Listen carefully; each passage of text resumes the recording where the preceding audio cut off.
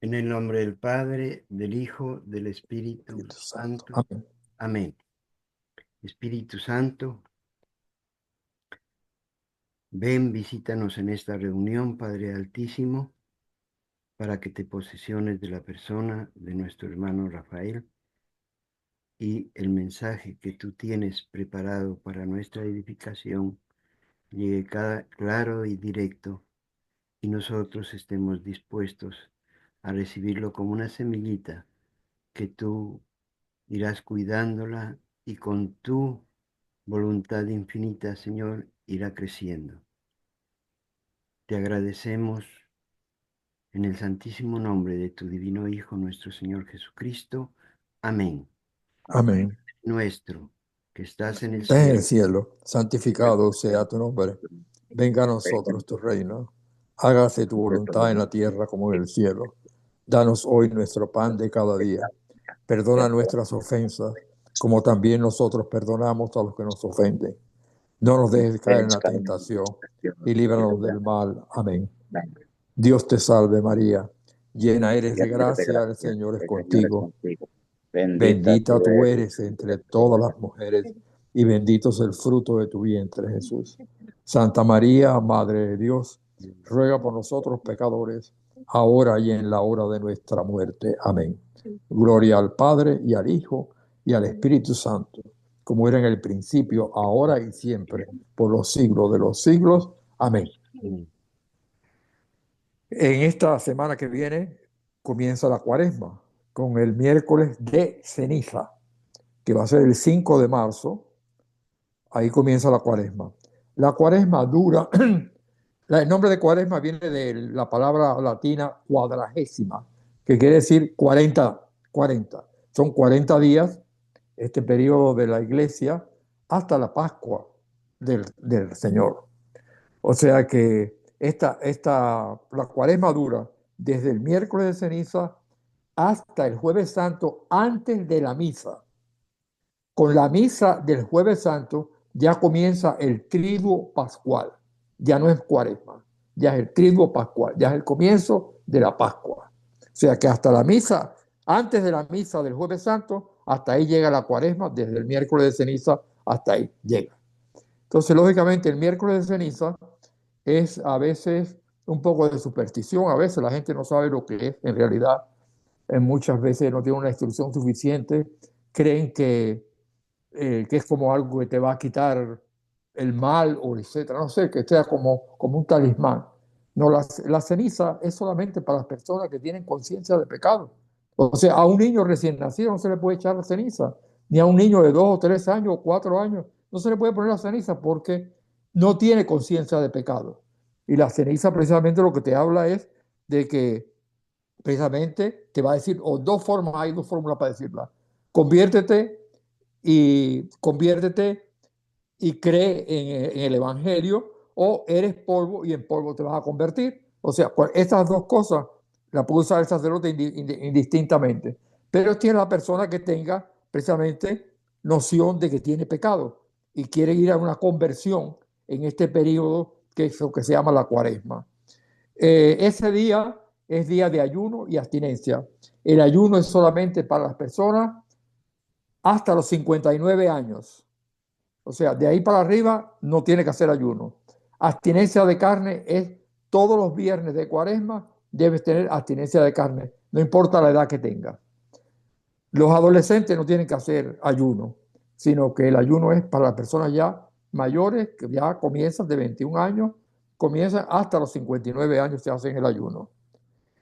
En la cuaresma, la vestidura del sacerdote van a ser moradas, menos el cuarto domingo de cuaresma, que es el día de la etare, que precisamente ese día se pueden revestir con ornamentos color rosado, solamente. Si no tiene los ornamentos, va a usar ornamentos morados. No habrá gloria, o sea, en los domingos de cuaresma no habrá el gloria, y lo que se va a hacer en usar y el aleluya tampoco.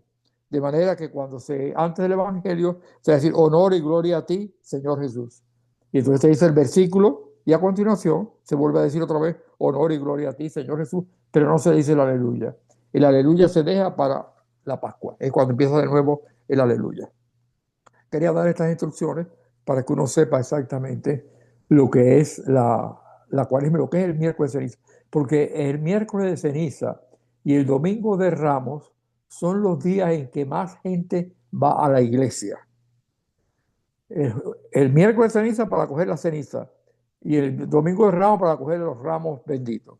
Bien, pero que sepa que no es no es un talismán, ni la ceniza ni los ramos, sino que tienen un sentido que es el que tenemos que tener en cuenta. Nosotros ahora tenemos conciencia de que tenemos pecado y queremos convertirnos para empezar de nuevo a crecer en nuestra espiritualidad. Por lo tanto, vamos a pasar ahora a lo que es este domingo, que todavía no es cuaresma, o sea que es el octavo del tiempo ordinario. Y es de Lucas 6, del 39 al 45.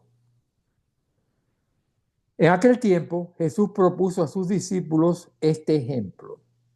¿Puede acaso un ciego guiar a otro ciego? ¿No caerán los dos en un hoyo? El discípulo no es superior a su maestro, pero cuando termine su aprendizaje, será como su maestro. ¿Por qué ves la paja en el ojo de tu hermano y no la viga que llevas en el tuyo? ¿Cómo te atreves a decirle a tu hermano, déjame quitarte la paja que llevas en el ojo, si no adviertes la viga que llevas en el tuyo?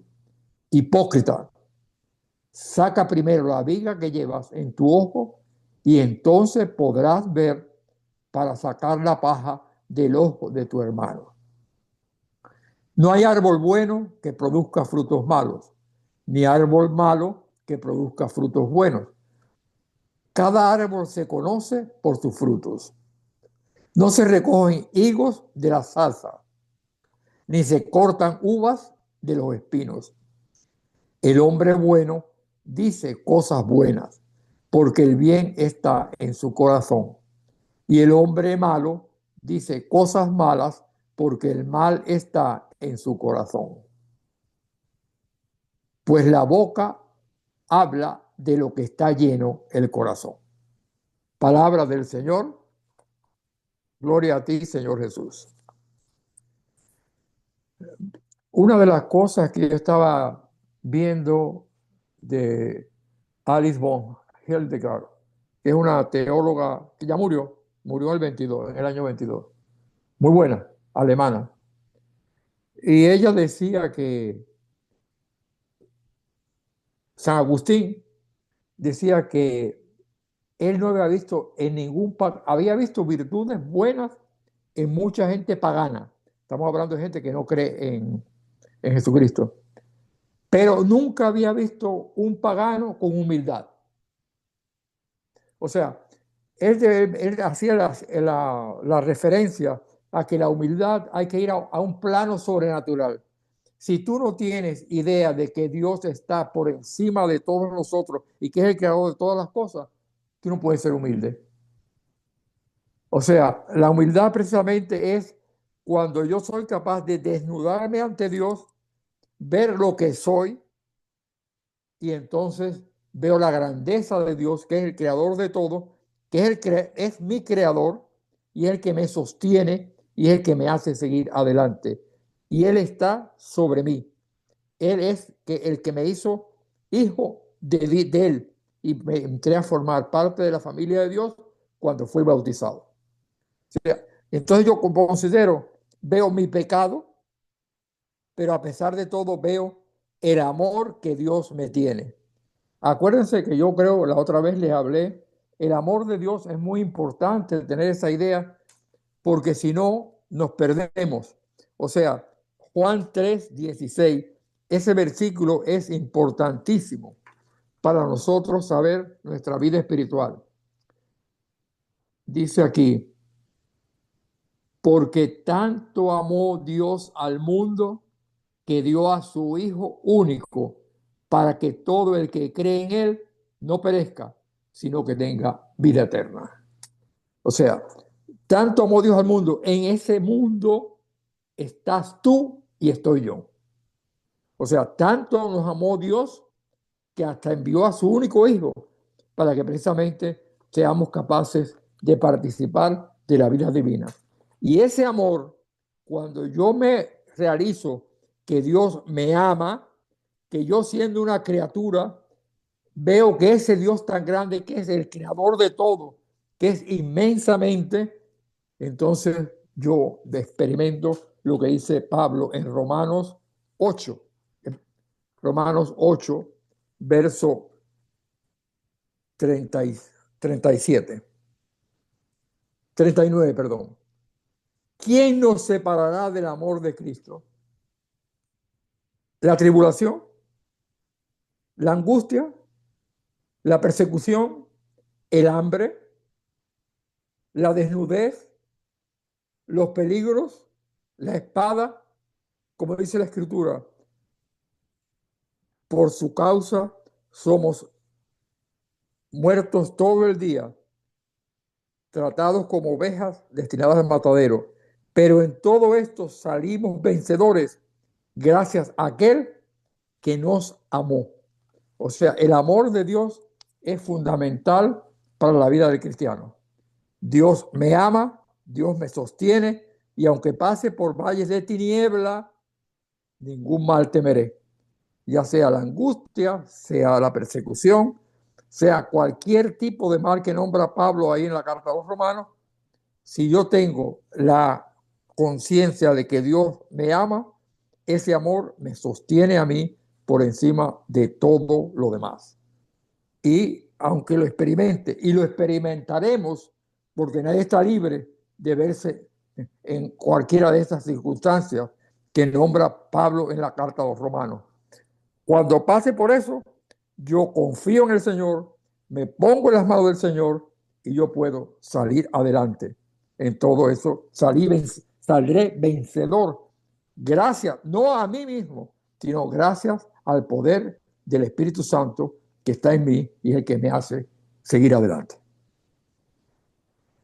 Por eso dice aquí a continuación, así dice, pero ¿puede acaso un ciego guiar a otro ciego?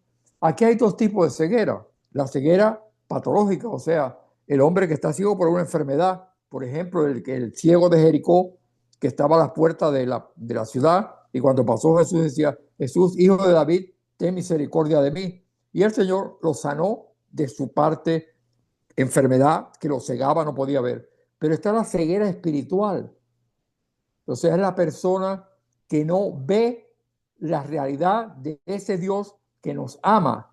O sea, que está ciego de espíritu. O sea, que no puede ver con los ojos de Jesucristo, sino que está ciego totalmente.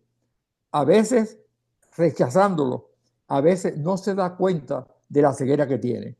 Por eso dice aquí, ¿puede acaso un ciego guiar a otro ciego? O sea, ¿puedo yo aconsejar a otra persona si yo no estoy libre de pecado? Porque entonces podemos caer los dos en un mismo hoyo, en un agujero. ¿Por qué? Porque la orientación no ha sido la adecuada. ¿Por qué? Porque cuando dice a continuación, porque ves la paja en el ojo de tu hermano y no la viga que llevas en el tuyo. O sea, la viga que llevo en el tuyo, en mí, es el pecado que yo tengo. Si yo no me he arrepentido del pecado que tengo, ¿cómo yo puedo guiar a otra persona a continuación? Y dice a continuación, déjame quitarte la paja que llevas en el ojo. Esa paja que llevo en el ojo solamente pues la puede quitar Cristo Jesús. Cuando yo me arrepiento, me convierto y entonces salgo de mi pecado y entonces yo puedo, estoy libre de la paja que tengo en mi ojo y entonces soy capaz, si tengo el aprendizaje adecuado, como dice aquí, pero cuando termine su aprendizaje, será como su maestro. Pero yo tengo que primero entrar en un aprendizaje y eso solamente lo puedo hacer a través de la Sagrada Escritura. Si yo no cojo los mensajes de Jesucristo a través de él, entonces lógicamente yo no puedo. ¿Cómo yo puedo librarme del odio o del rencor hacia una persona que me ha ofendido?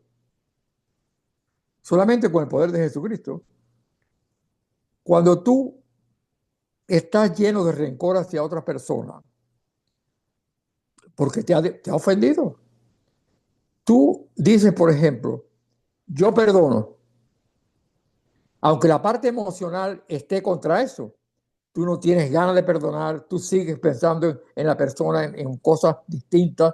Entonces, lógicamente, pero tú, la voluntad tuya, que es la que te dirige el Espíritu Santo, es la que hace que tú puedas decir, yo perdono.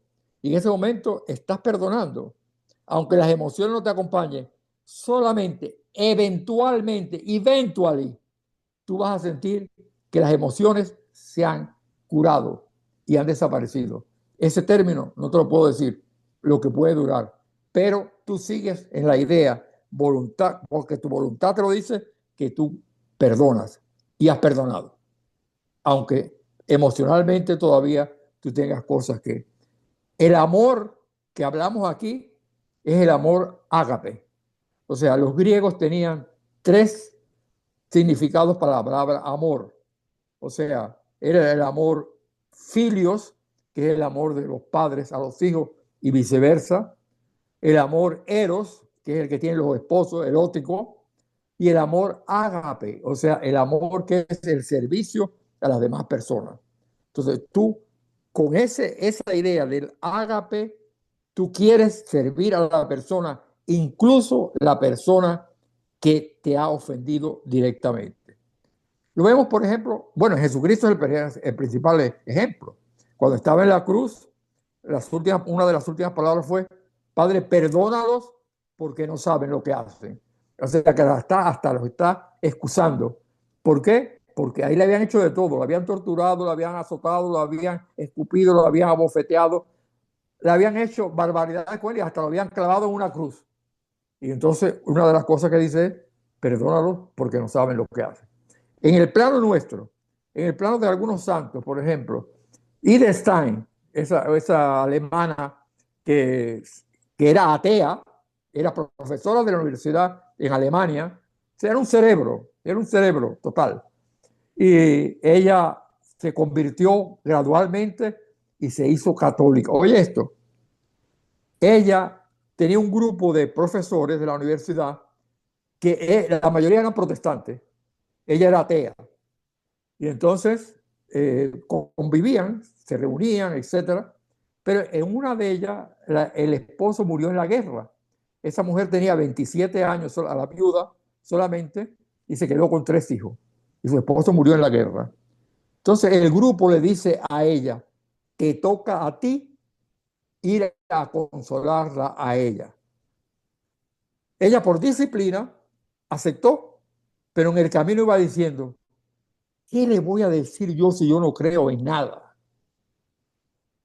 Pero llegó a la casa y vio, esta mujer era protestante, de las denominaciones grandes protestantes, y la vio sentada en el sofá, pero con una paz interior que ella, dice, algunas lágrimas le caían, pero dice, era una paz que irradiaba. Dice ella, esta gente tiene algo que yo no tengo. Llegó ella a la conclusión. Y entonces cuando lee la autobiografía de Santa Teresa de Jesús, dice, aquí está la verdad. Y entonces empezó a ir a la iglesia católica a ver qué es lo que pasaba y se escondía detrás de la columna a ver cómo reaccionaba la gente. Entonces vio una señora, por ejemplo, que llega con su bolsita que había comprado en el mercado, que se arrodilla y está musitando alguna oración, porque está moviendo los labios. Dice, esta persona está hablando con alguien. Aquí hay alguien con el que ella está hablando. Son las diferentes cosas que ella va observando hasta que va al cura y le dice, me quiero bautizar. Ella era judía atea. Y dice el cura, sí, pero tienes que saber una instrucción del catecismo. Dice ella, denme un catecismo. En 3 días se lo aprendió completo. Era una cerebro. volvió al cura y le dice, hágame las preguntas que usted quiera. Claro, le hizo las preguntas, todas las contestaba. Entonces fijaron la fecha del bautismo. Entonces los protestantes fueron los padrinos de ella. Ella quiso vestirse de novia, porque para ella era como casarse con Jesucristo. Y entonces una de ellas le prestó su traje de novia y se bautizó y siguió hasta que llegó a meterse carmelita descalza en un convento de clausura. Oye esto, carmelita descalza en un convento. Cuando ella llegó al convento, las monjas esas pues lo hacen todo, o sea, ellas cosen, ellas cocinan, hacen todo. Y entonces ella no sabía hacer nada, porque ella era una intelectual. Y entonces ellas le decían, pero qué manos más torpes tienes, no sabes hacer nada. La están ofendiendo, porque ellas no sabían quién era ella. Y entonces ella no decía nada. Hasta que la superiora, que sí sabía quién era ella, le dijo, apártate, tú a escribir. Y las apartó de las otras. Ahí es cuando ella escribe las impresiones sobre el Evangelio de Juan. No he podido conseguir el libro. Yo tengo varios libros de ella, pero no he podido conseguir ese libro. Dicen que es una maravilla, porque son reflexiones sobre el Evangelio de Juan. Hasta que los nazis llegan al convento y como ella era judía, se la llevan a la comisaría con su hábito. Y ahí dice ella, estas mujeres me arrancaron el hábito y dice, eran mujeres que parecían hombres en la forma que quitaban. La dejaron desnuda para ponerle el traje de presidiaria. Dice ella, en aquel momento, ella le pudo pasar esa nota a la superiora. En aquel momento es cuando sentí más grande la presencia de Jesucristo en mí, porque él mismo también fue desnudado antes de la cruz. Ella murió en la cámara de gas, de ella no se ha podido tener más nada, de su cuerpo no se tuvo más nada. Pero cómo ella reaccionó cuando aquellas monjas le decían, no sabes hacer nada, las manos tuyas son muy torpes. Ella siguió adelante. O sea, es un ejemplo tremendo de lo que es la humildad. Ojalá todos tuviéramos la humildad esa. ¿Te das cuenta? Él ha puesto ese ejemplo, nada más lo pongo, para que ustedes vean cómo ellos pasan por esas situaciones y siguen adelante. O sea, la humildad es algo que si nos falta, no tenemos espiritualidad. Y si a veces nos sobrepasamos, el orgullo sube en nosotros. Bájalo, bájalo, bájalo, porque todo lo que nosotros tenemos se lo debemos a Dios. Somos criaturas de Él y Él nos ha dotado con esos dones para que los demos a las demás personas. Por eso a continuación, ¿cómo yo voy a instruir a otra persona si yo tengo una viga en mi ojo? La viga quiere decir un pecado en mis ojos, en mi espíritu. Si yo no estoy libre de mi pecado, ¿cómo yo voy a poder orientar a la otra persona si tiene un problema? Queda la interrogación.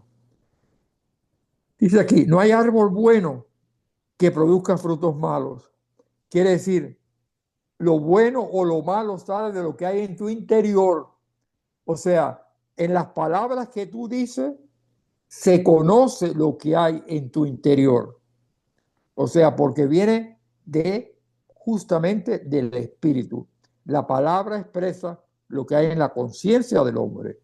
Y ahí mismo, esos son los frutos que se pueden producir en la persona. Por eso siempre tenemos que estar de acuerdo en perdonar.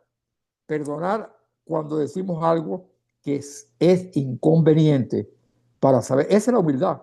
Cuando yo digo perdón, me he equivocado, reconozco que he cometido un error. Ya. Y a continuación dice, los árboles malos producen frutos malos. O sea que nunca de una zarza, que es espina solamente, se va a producir vi uvas. O sea, eso es increíble. O sea, si no hay una transformación interior, es imposible que se puedan producir frutos buenos. Dice aquí, el hombre bueno dice cosas buenas porque el bien está en su corazón, o sea, está en tu interior, está, porque el hipócrita es el que aparenta una piedad o un arrepentimiento, pero no hay nada en su interior. O sea, es lo que hacían los fariseos. Rezaban en las esquinas de las calles y todo, pero después eran terribles. ¿Por qué? Porque eran hipócritas. Hipócrita viene del griego, era la máscara que se ponían los actores en el teatro para actuar. O sea, la máscara quiere decir lo que yo me revisto de algo que no es real, que es solamente apariencia, pero no es realidad. Y entonces, por eso habla de ser hipócrita, quiere decir falsedad. La falsedad es el equivalente de la hipocresía. La persona hipócrita es falsa. O sea, aparenta una cosa, pero es interiormente es otra cosa distinta. Lo contrario de lo que aparenta. Dice aquí, o sea, sácate primero, arrepiéntete primero, conviértete primero, saca el pecado de tu corazón para que entonces puedas aconsejar a otra persona.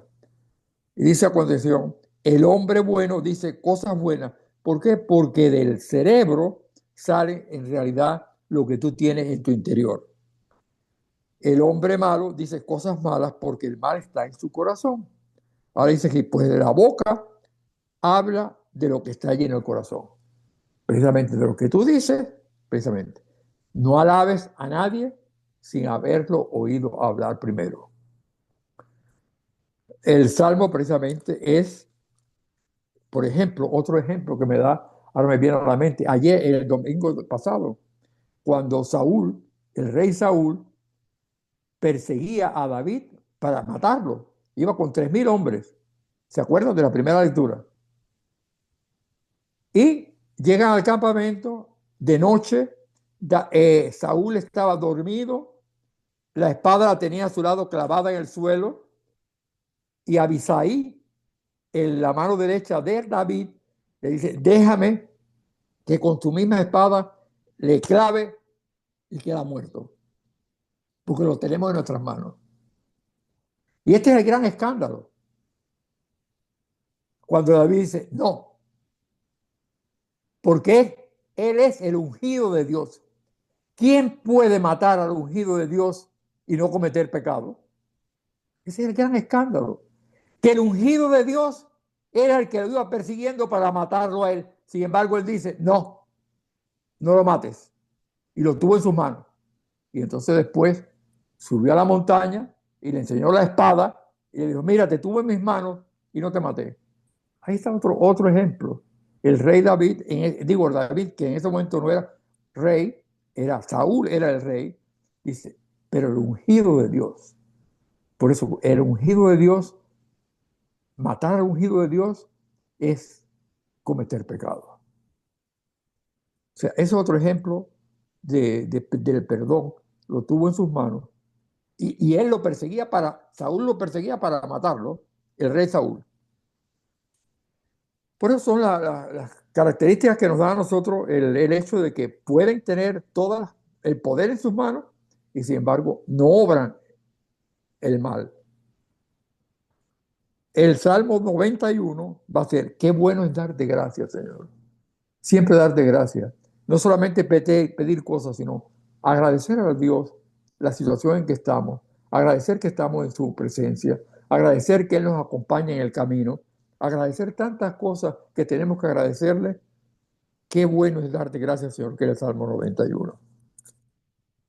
Y el primero es de la parte de la lectura de los libros sapienciales, de sabiduría, que es el libro del eclesiástico, el eclesiastés, el cantar de los cantares. Dice, al agitar el cernidor, aparece la basura.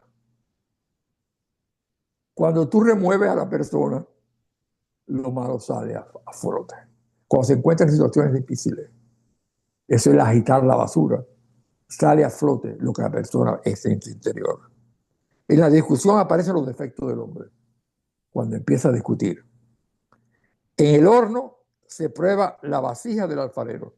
O sea, en las situaciones bien difíciles, el horno es una situación bien difícil, ahí se pronuncia, se pesa precisamente el oro se derrite. ¿Para qué? Para que las impurezas salgan y quede solamente el metal puro. La prueba del hombre está en su razonamiento. ¿Cómo razonamos nosotros ante circunstancias difíciles? El fruto muestra cómo ha sido el cultivo de un árbol, la palabra muestra la mentalidad del hombre. Nunca alabes a nadie antes de que hable, porque esa es la prueba del hombre. En la forma que se expresa está el fruto que sale y es el árbol bueno o el árbol malo.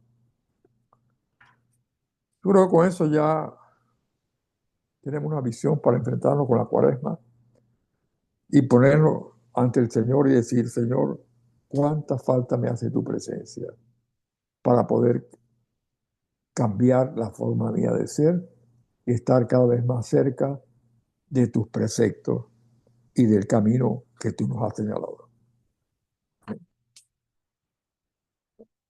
Ahora, si alguno quiere hacer pregunta o un comentario, me gustaría mucho.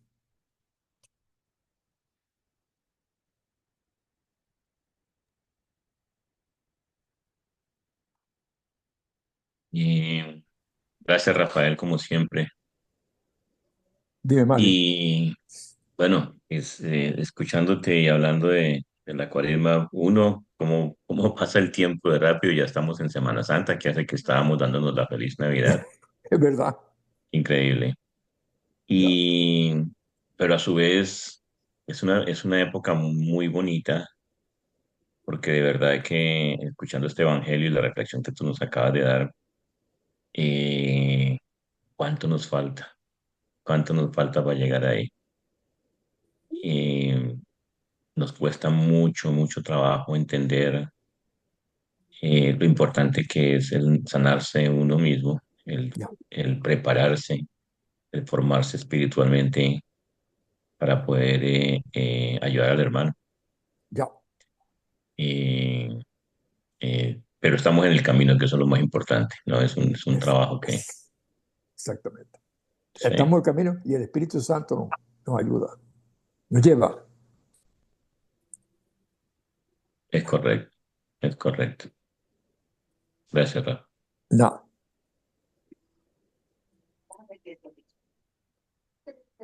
Como decía Mario, nosotros debemos prepararnos ya, a cada instante, en cada momento, aprovechar como en este momento la sabiduría de la palabra del Señor para que el Señor nos libre de tantos peligros que el enemigo nos pone.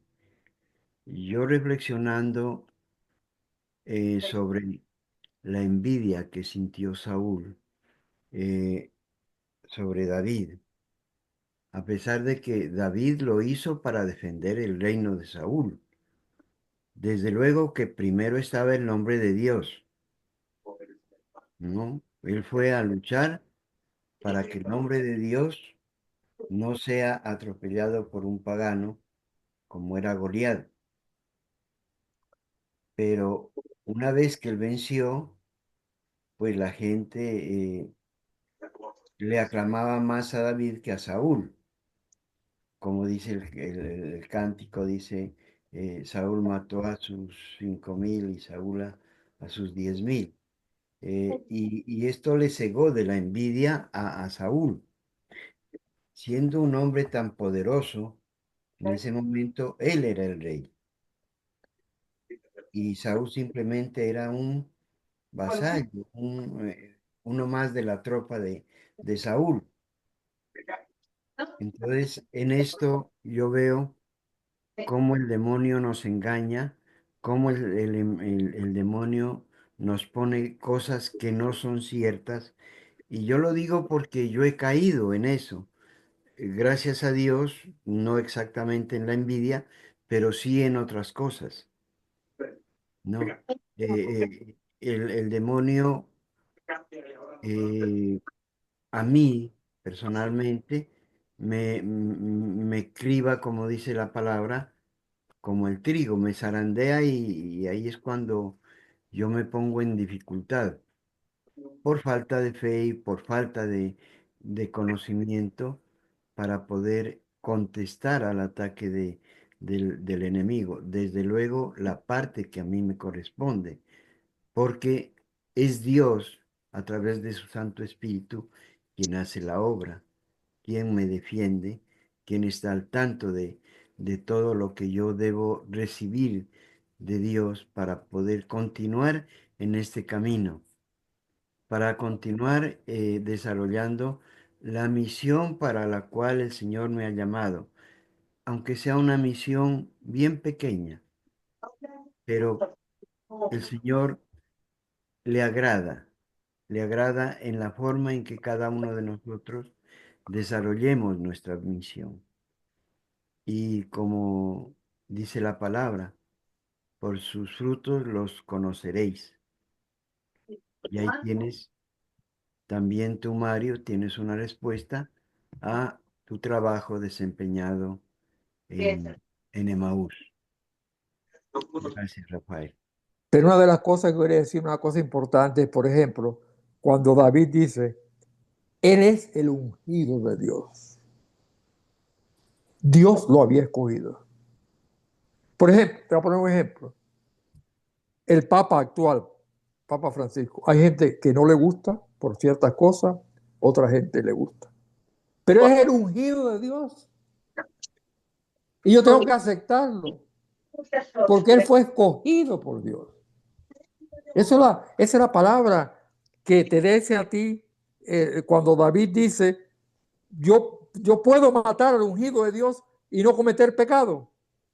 Y lo tenía en sus manos.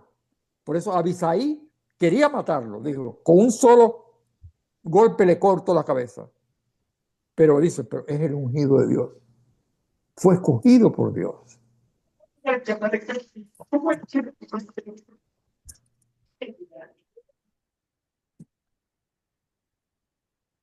No sé si entendieron lo que yo quiero decir, ¿no?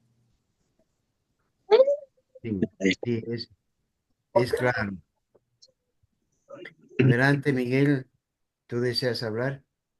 Bueno, sí, casi más que todo es casi como un consejo, como yo soy nuevo en este caminar. A veces, este, a ver si el señor Rafael, que tiene mucho tiempo en esto, él puede darme como un pequeño consejo. Bueno, es que yo a veces, no sé si es un defecto o es como, o me nace a mí, porque yo siento que a veces me nace de corazón. A veces yo voy como con mi familia, ¿no? Porque ellos no están acostumbrados a verme ahora así como yo estoy, digamos, no me Ya, considero que estoy o sea, que soy, wow, hago las cosas demasiado bien, pero por lo menos he cambiado para como era antes, he cambiado bastante y trato te has de ser mejor. convertido. Te has convertido. Sí, entonces yo a veces voy con mi familia y les hablo, tratando de que ellos sientan lo que yo siento, pero ellos no me entienden. Ellos lo que hacen es se enojan conmigo, se molestan y me dicen que quién soy yo. Entonces yo me identifico como que dice, ¿por qué tú te fijas la paja que tiene tu hermano en el ojo y no te fijas en el trono que tienes en el tuyo? Entonces ellos lo ven así de esa manera, a mí, porque yo Ya, trato de hablarles de Dios y hablarles y a veces los molesto, los pongo incómodos y se molestan ya, conmigo, algunas personas. ya. Entonces yo, Exacto, ajá. sigue. Entonces yo no sé si yo digo, yo creo que si me nace en mi corazón, yo voy a decirlo. Si a ellos les molesta, pero yo voy a decir lo que yo siento, aunque no Ya, estoy completamente convertido, pero yo voy a veces evangelizando. ¿Me entiendes lo ya, que yo siento a la gente a veces? Ajá, ya. Es parte de la vida cristiana. Y entonces, ajá, lógicamente, pero hay que llegar a un punto en que no haya un conflicto. ¿Te das cuenta? ajá, ¿Hasta qué punto puedes llegar que no va a haber un conflicto grave dentro de tu familia? ¿Ya? Eso te lo pone Dios en tu mente. El sentido común te lo va a dar. Pídeselo al Espíritu Santo. ¿Hasta dónde puedo llegar? Él te lo va a decir. ok, ¿Eh? Está Pero es bien, muy ok. importante evitar el conflicto. Es importante evitarlo, claro. Sí, saber uno Ajá. a dónde puede llegar, sí. Ujú. Esa es parte de la sabiduría. Y esa te la da solamente el Espíritu Santo. Ya, ok. Y, Ya, y José, de pronto agregando un poquito lo que dice Rafael, ten presente que el mismo Jesús fue rechazado por su familia exacto. y era Dios Ajá. en ese momento aquí en la tierra. Eh, a veces lo que la gente quiere ver en nosotros, no tanto que no, porque claro, uno se quiere comer el mundo una vez que se enamora de Dios Ya, y quiere compartir todo eso que tiene uno adentro en su corazón, ese estilo de vida nuevo que tenemos una vez que entramos a caminar con Él. Entonces nosotros queremos compartir de lo bueno que nos pasa con nuestros hermanos y por supuesto empezamos con el prójimo, que son los que están al lado nuestro, que son nuestras familias. Pero claro, ellos nos conocen, ellos saben unos antecedentes nuestros y es difícil para ellos aceptar que uno sí puede cambiar. ya, A veces, y hay un eslogan que dice, ¿no? Una imagen vale más que mil palabras. exacto. Nuestro testimonio, nuestro proceder hablarán por nosotros. Algún día ellos van a tener la curiosidad de decir, oye, en realidad lo que, como tú te comportas es como Dios te tocó y estás cambiando, me gustaría saber qué fue lo que hiciste. Y es entonces cuando la gente va a empezar a creer en ti. Ya, me parece bien. La imagen puede más que las palabras. Los hechos. Los hechos.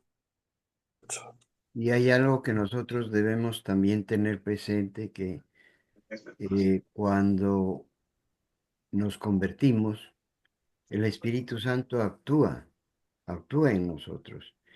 Y nosotros queremos cumplir con la palabra del Señor, ir y proclamar el Evangelio.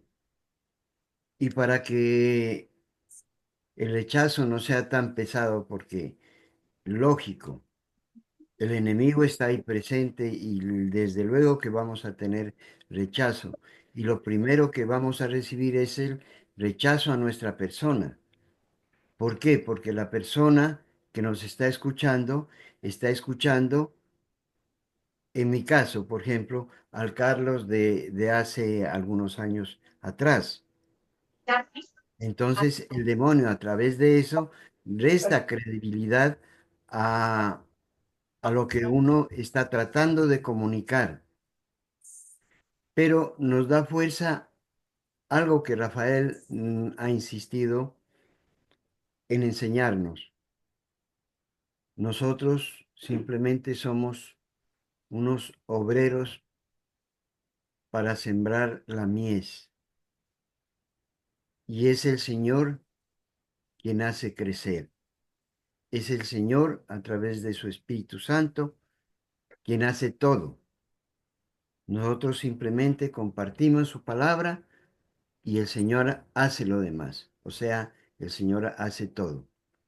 Eso nos da, al menos a mí, eso me da el consuelo cuando de pronto yo estoy hablando de algo, desde luego sin olvidar lo que el Señor ha hecho por mí. Y si tengo la oportunidad, hablo de mi testimonio, aunque sea en términos generales, pero lo hablo, porque no soy una persona perfecta. Estoy muy lejos, como dice Mario, estamos en el camino y eso ya es, en mi caso, ya es mucho. Es mucha la misericordia del Señor. Hoy le contaba a mi esposa que regresábamos de la iglesia de tener eh, una visita al Santísimo, que me acordaba de algo que no le conté qué era a mi esposa para no traerle recuerdos de mi vida anterior. Pero así a grosso modo les digo, eh, me acuerdo cuando yo venía viajando de Ipiales a Pasto, es una vía angosta.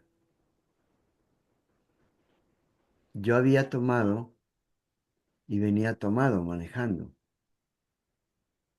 y yo no me recuerdo absolutamente nada de qué fue lo que pasó. Sentí que sonó una corneta de tractomula y yo estaba en una zona que tiene unos precipicios del lado de que yo estaba de 800 a 1000 metros, supremamente profundo.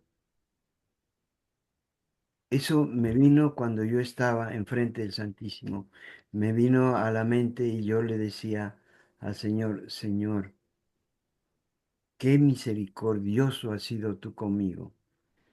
Cuántas cosas yo he hecho mal y tú cuánta paciencia has tenido conmigo.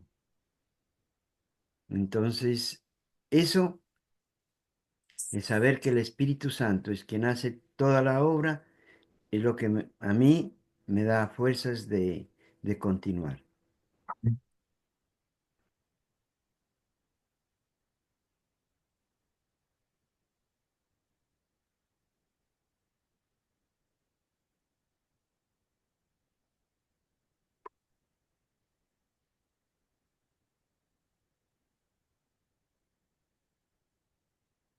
Bueno, Bueno, hermanos, les agradecemos el acompañarnos en esta noche y nos ponemos en actitud de oración. Gracias, Santo Espíritu de Dios, por regalarnos estos minutos, este tiempo de adoración, sentir tu santísima presencia en esta reunión, en la persona de Rafael, quien compartió este mensaje. Permite, Señor, que esa semillita vaya creciendo en cada uno de nuestros corazones.